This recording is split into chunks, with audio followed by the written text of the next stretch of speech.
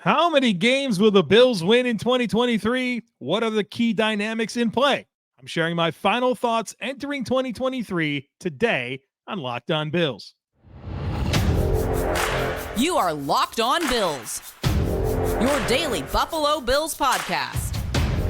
Part of the Locked On Podcast Network, your team every day.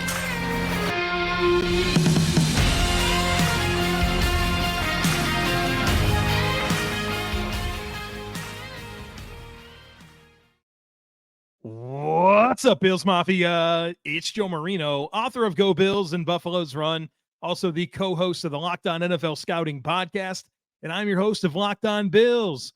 Want to thank you for making Locked On Bills your first listen every day, and a big welcome and shout out to our everydayers. You know who you are. Those of you who never miss a single episode, I appreciate y'all being here very, very much.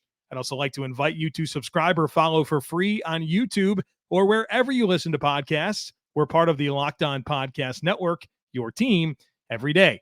Today's episode is brought to you by Game Time. Download the Game Time app, create an account, and use code LOCKEDONNFL for $20 off your first purchase. Last-minute tickets, lowest price, guaranteed. Well, folks, this is going to be our last preview-like discussion before we really shift our attention to the Buffalo Bills matchup in Week 1 against the New York Jets. And because it's on Monday Night Football, it gives us a little bit more of a runway. And I want to spend this last preview podcast, if you will, for the season, answering some big questions.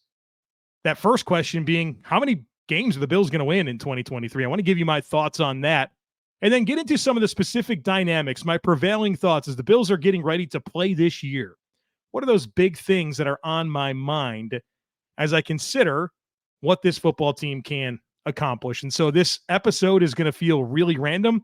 I'm going to come at it from a bunch of different angles. I'm going to share a bunch of thoughts. I guess consider it a final thought dump entering 2023, but we are going to get into a lot of different topics today. But the most important one, the first thing that I want to get into is simply how many games are the Buffalo Bills going to win in 23? What are my expectations? How do I see this all playing out?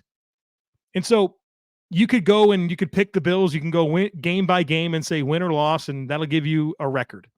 But what I've learned that's difficult about that is it never really just goes that way. You know, you just never know when the Bills are going to have a stinker and lose to the Jaguars.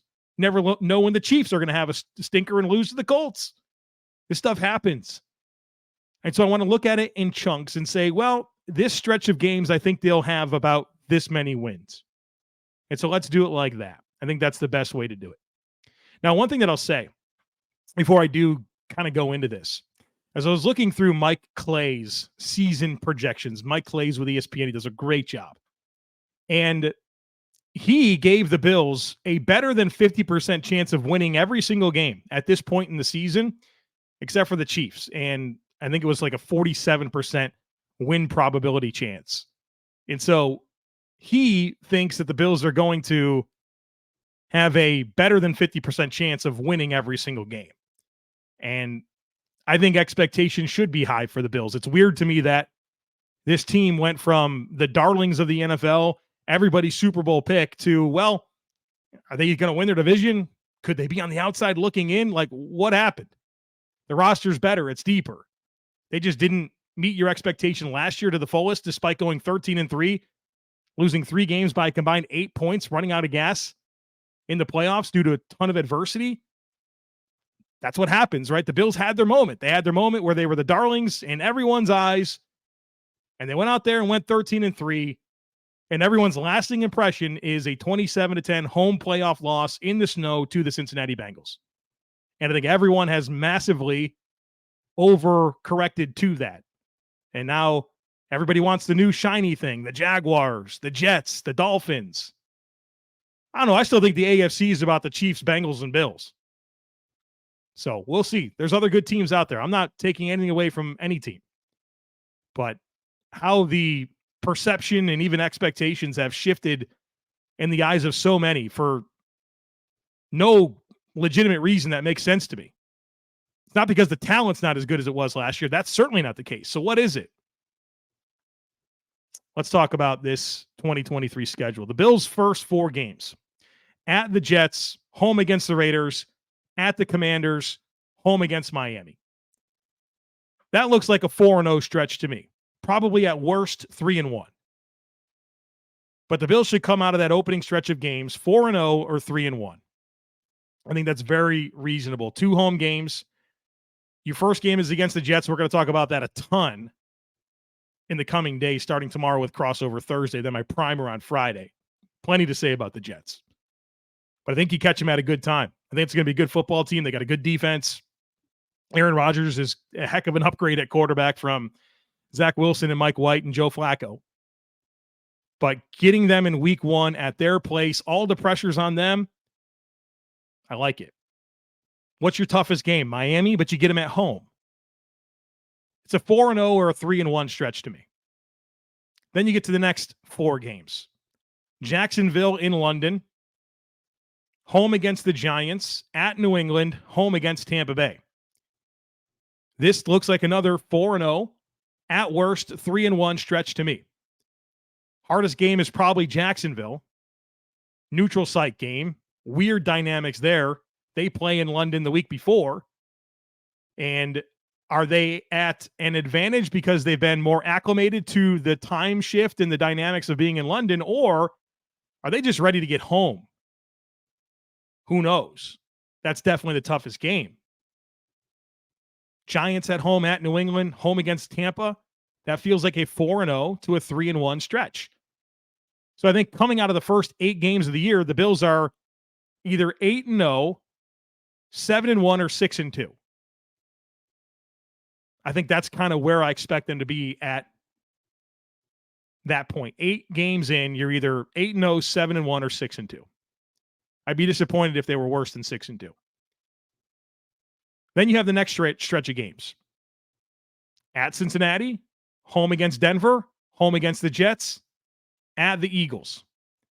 You got 2 games right here in this stretch that really fascinate me. At Cincy and at Philly. Obviously, I'm excited to see what the Bills do in round 2 against Cincinnati, what they've learned from that matchup. And then the Eagles, to me, are just such a great measuring stick. I think they present some unique challenges with their dual threat quarterback, with their very talented O-line and D-line.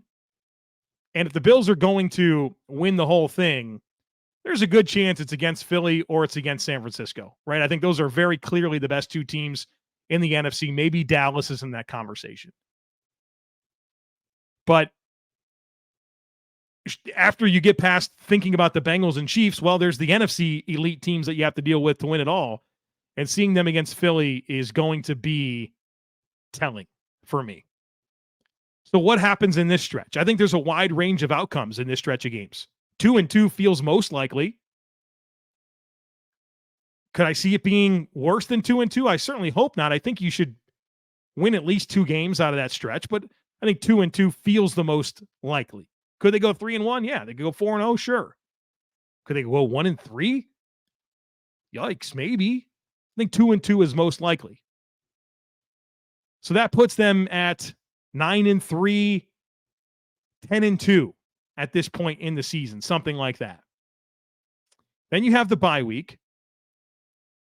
And then you have your final stretch of games, your last 5. At Kansas City, home against Dallas, at the Chargers, home against New England, at Miami.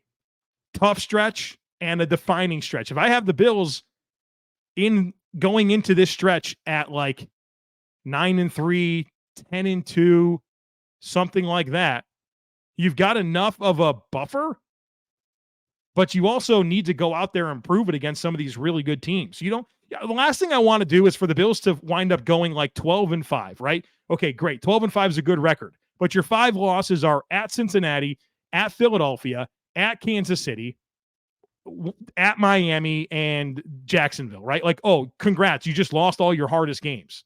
No, I want the Bills to go out there and beat some of those teams. Of course we do, right? So what happens in this stretch? At Kansas City, Dallas, at LA Chargers, New England, at Miami. Defining stretch. Could they go 3-2, 2-3, something like that? And if it goes something like how I think it's going to, the Bills come out of this with 11, 12, or 13 wins. That's kind of the range that I'm expecting. between 11 and 13 wins. I think that's the sweet spot for where I would project the Bills. Are they capable of winning more games than that? Sure. Tougher schedule this year. But I think 11 to 13 wins is my expectation for the Bills. I also think they're going to win the AFC East. You talk about the Dolphins, I think they're the biggest threat to the Bills, but they're also a team that is really relying on staying healthy. We certainly, that conversation goes to Tua. He has to prove he can stay healthy, but they have other injury-prone players that are key players for them. Teron Armstead, their left tackle. Raheem Mostert, their lead running back. He's got durability concerns. Jalen Ramsey's going to be out till like December right now. David Long, their middle linebacker. Bradley Chubb, edge rusher. Xavier Howard, right? He's always kind of banged up. Like some of their key players are just high variance when it comes to availability. If they stay healthy, I think they got the stuff to really challenge in the division. So I think the Dolphins are the biggest threat, but I still think that they're more of a 9 to 11 win team, and I think the Bills are more of a 10 to 13 win team, or 11 to 13 win team, excuse me. The Jets, defense is loaded. Aaron Rodgers, offensive line questions. Are their playmakers that good? After Garrett Wilson, are they that good? A lot has to come together there quickly. And they got a tough opening stretch. I mean, their opening stretch of games is very difficult. It would not surprise me to see them 2-4 through their first 6. And then it softens up, but can they go on a run? We'll see. But I think of the Jets as kind of a 9, 10, 11 win team as well. And then New England, I think New England's clearly the worst team in the division. Now, I think they have a high floor because of Belichick. I think Belichick's a good coach. I think he's a terrible general manager. They're probably going to win 7, 8, 9 games, something like that. But they haven't looked competitive against the Bills in 4 years. And so I still think the Bills win this division. I think it's more competitive than usual. I think the Dolphins are the biggest threat. I respect what the Jets have going. And if New England was really in this at the end of the season, I'd be pretty surprised. So that's what I'm anticipating. 11 to 13 wins and a 4th consecutive AFC East division title with the full opportunity to go all the way if you get the job done in the postseason, and time will tell on that. All right, folks, I want to get into some of my offensive takes here in just a moment. But first, I need to tell you about Harry's. You know, folks, I may have a beard, but I still have to shave. You can't be having neck beard. You can't have the cheek fuzz, or else that just looks sloppy. And my go-to for a great shave at a great price is a razor from Harry's delivered right to my front door. I love that part. I've really enjoyed using Harry's razors, and you have to check out their starter set. Head over to harrys.com/NFL, harrys.com/NFL. And you can get a starter set for just $3. It includes a 5-blade German-engineered razor, a weighted handle, foaming shave gel, and a travel cover. And Harry's makes skincare products that will give you the best shave you've ever had. And they have creams, washes, and lotions that will keep your skin healthy and hydrated. And folks, the razors are sharp. The 8th shave with a razor is just as sharp as the first. So there's no reason for you not to try Harry's. They have the highest customer satisfaction in the shaving industry, and they're offering a no-risk trial. So get your best shave ever this summer with Harry's razors and skincare products. Get a $13 set for just $3 at harrys.com/NFL. That's harrys.com/NFL for a $3 starter set.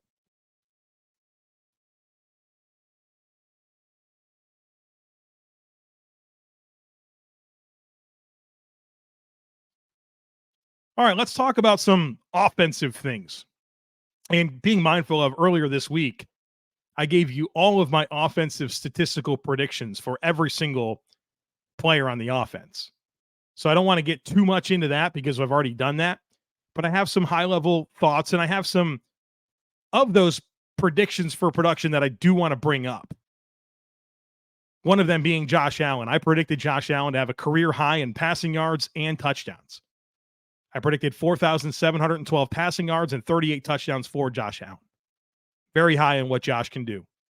No longer his first year with Ken Dorsey as the play caller.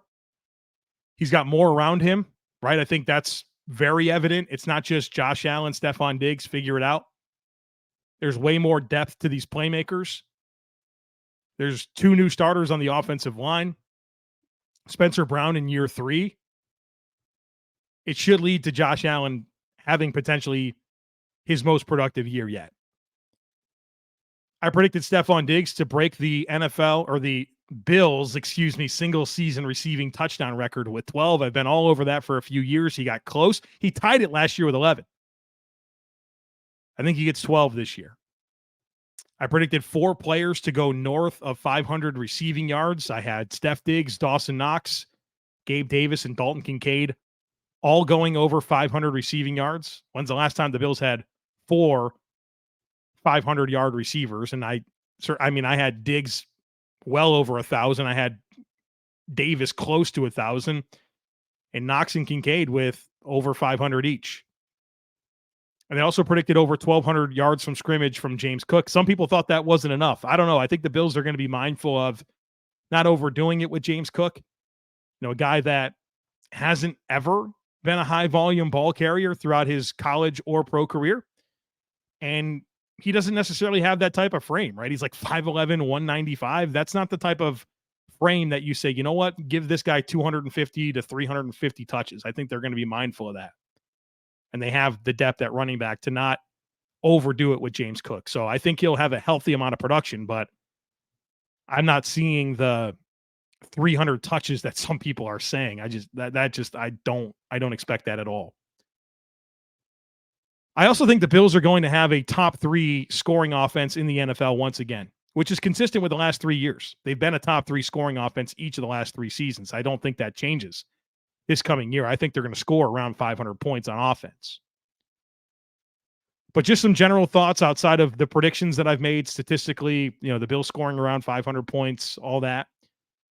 I've already talked about Josh Allen. I'm excited for him this year. I think the talent around him is much better than it was last year. Being with Dorsey for another season matters a ton. Another underrated point with the Bills' offensive coaching staff last year is you had a new O-line coach, a new play caller, a new quarterbacks coach. Those are like the big pillars of offensive coaching. You had all of that new last year. You could see that all taking a step forward this year. But as you consider how can Josh Allen be better in 2023, it goes right back to me believing that the team has to be better around him. And I think they're positioned to be much better around him. I'm excited about these tight ends, folks. I predicted the Bills tight ends to combine for over 1,000 receiving yards in 2023. Only 4 teams in the NFL last year got 1,000 or more yards from their tight ends. I think the Bills do that this year with Knox and Kincaid and sprinkle in whatever you get from Q Morris. The Bills got 677 receiving yards from tight ends last year. That was 24th in the NFL, bottom 25% of the league production from tight ends. I'm talking a huge shift, potentially into the top 5. Massive new wrinkle to what they're going to do. And I think restoring that middle of the field route running dynamic that Kincaid brings back to this football team is going to matter so much, and it's going to be a huge benefit to Gabe Davis. And I'm hoping that it leads to more efficiency for Gabe Davis and more concerns for opposing defenses as they try to really focus in on Stefon Diggs. I'm excited about the wide receivers. More depth here, right? Last year was a tough experiment that I think was miscalculated. And I was critical of that before the season started, where you had Steph Diggs, but then it was, okay, you lose Emmanuel Sanders and you just bump Gabe Davis up a roll, and you lose Cole Beasley and you bump Isaiah McKenzie up a roll. And it's like, man, I don't know. And then it turned out about how I thought it would. But this year, Davis, not coming off of a 4-touchdown performance in the playoffs where everybody thought he was going to be this massive superstar, I think there's some delayed gratification that's going to come there this year with better efficiency. But it's not Isaiah McKenzie and maybe Jamison Crowder and Jake Kumaro anymore. That's not the depth of the Bills receivers.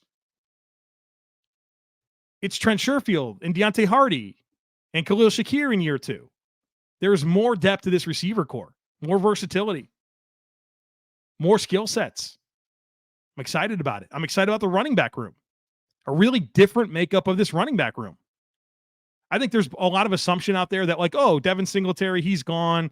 Not a big deal. He's a pretty good back, but he wasn't that important. James Cook, second round pick. He was flashy last year, got better throughout the season. There's more to it than that. I mean, you have a new primary ball carrier for your offensive rushing attack. It's very different. A very different skill set in James Cook than Devin Singletary. A much more dynamic athlete. Much bigger big play threat. That's going to be fun to see how that unleashes in this offense. We haven't seen that since Shady McCoy. And what happened when the Bills had Shady McCoy? They had like the best rushing offense in the league with Aaron Cromer. I'm excited about that, but also the skill sets behind James Cook and Damian Harris and Latavius Murray. The Bills haven't had those types of backs, those downhill bangers to get the tough yards to close out football games. I'm excited for that. And then the offensive line. 2 new guards this year. Osiris Torrence, Connor McGovern. I mean, that's a pretty big turnover. You get 2 new starters on your offensive line. You wanted the offensive line to be better. You got 2 new starters.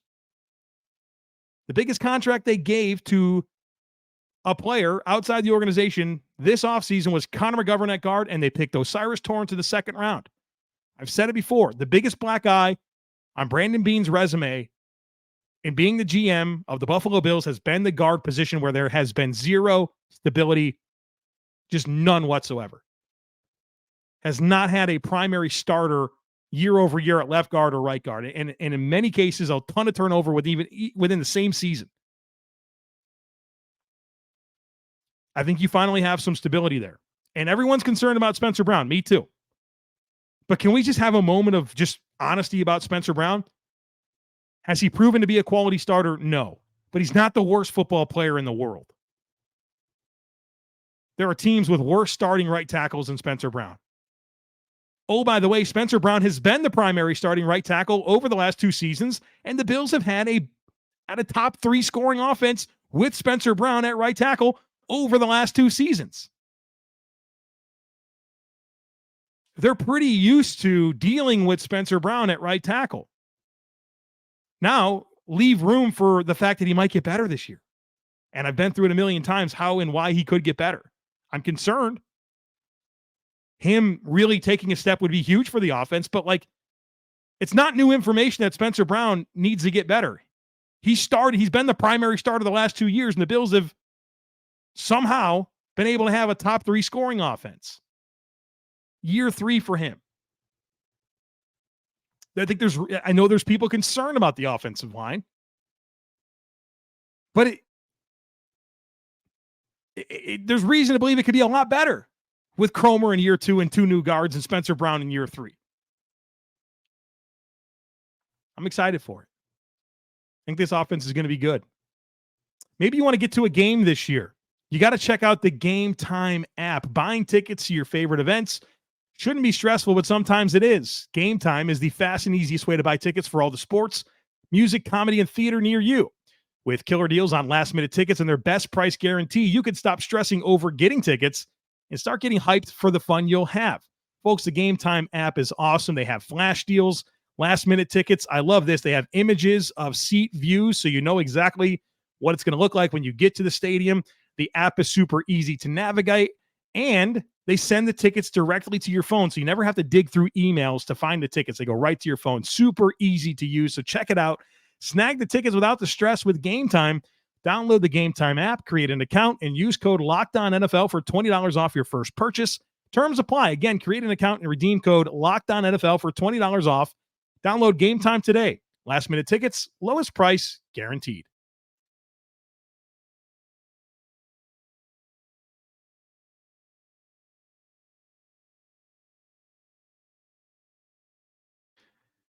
All right, folks, let's close it out with some defensive thoughts.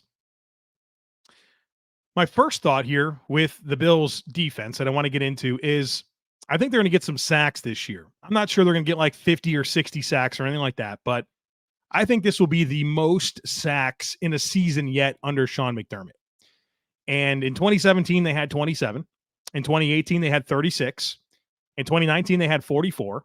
In 2020, they had 38. In 2021, they had 42. And last year, they had 40. So I'm predicting at least 45 sacks for the Bills defense this year.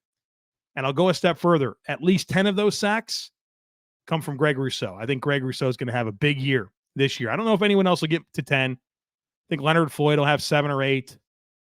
And Oliver, 5 or 6.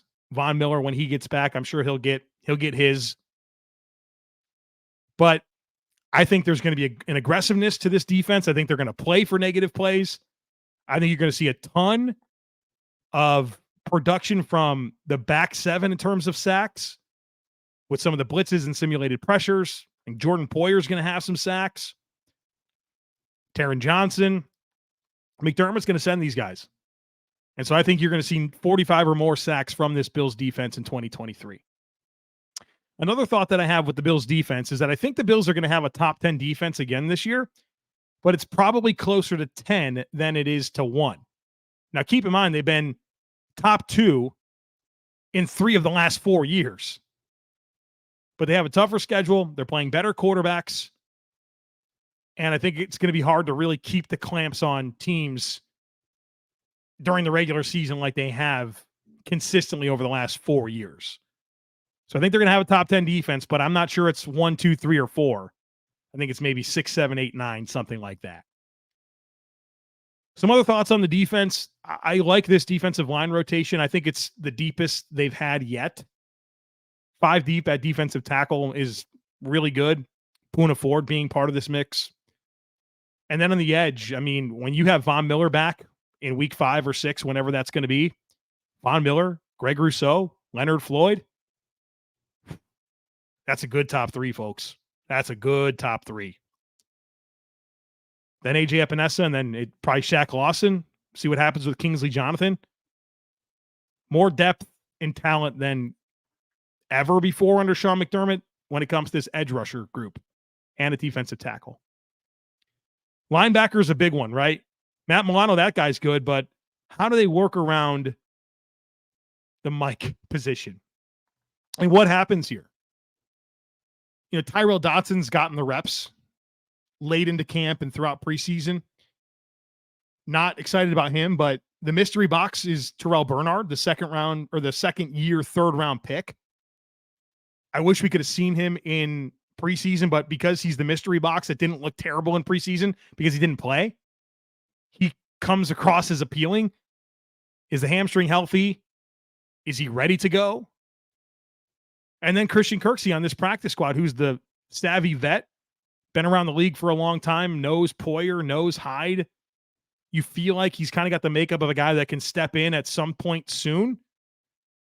But do you get to that point where you have to do that? Does Terrel Bernard just kind of take hold of this? Are there wrinkles schematically that Sean McDermott has to overcome this through Taylor Rapp and 3 safety sets? That whole situation fascinates me. And the last thing I want to say here, and if you're watching on YouTube, you're going to see on the graphic on today's show, the last bullet point is don't forget about ... And this is what I want to bring up right here. The secondary. There is a lot of continuity with these guys. Trey White, Taron Johnson, Micah Hyde, Jordan Poyer. That's 4 of your 5 starters in the secondary. All of those guys have been together since 2018. And most of them since 2017. Trey White, Micah Hyde, Jordan Poyer, all of them since 2017.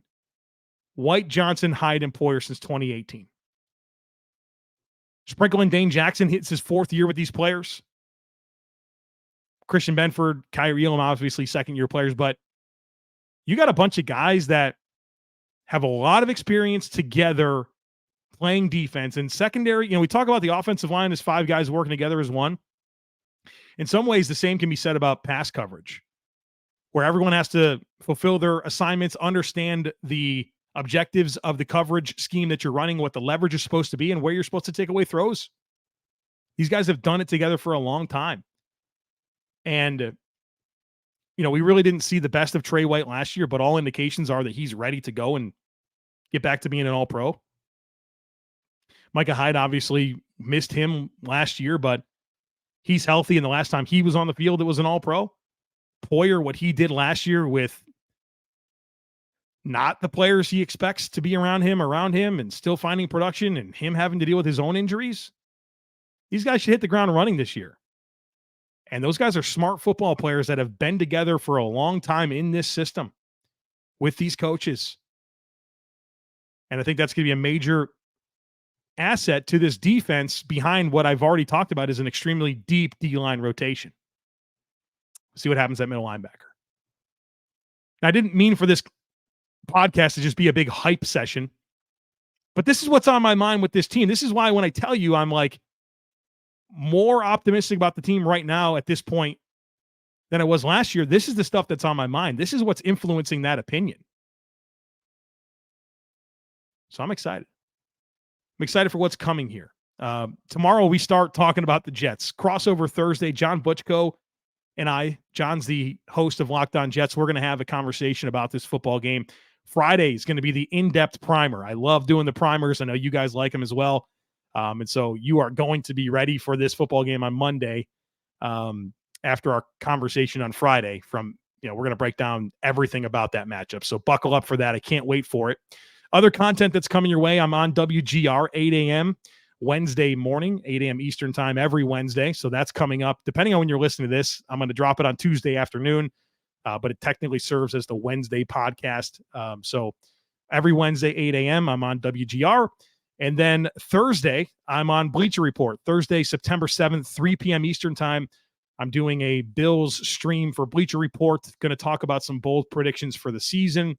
So check that out again, Thursday the 7th at 3 p.m. Eastern time, in addition to, of course, your regularly scheduled programming here on Locked On Bills. So plenty of content, plenty of stuff to talk about. It's here, folks. The games are here, a regular season to play, and a football team to talk about. So don't miss anything. Make sure that you are subscribed. Would love it if you took a second to rate, review, and share the podcast. Have a great rest of your day. Go Bills, and I look forward to catching up with you again tomorrow.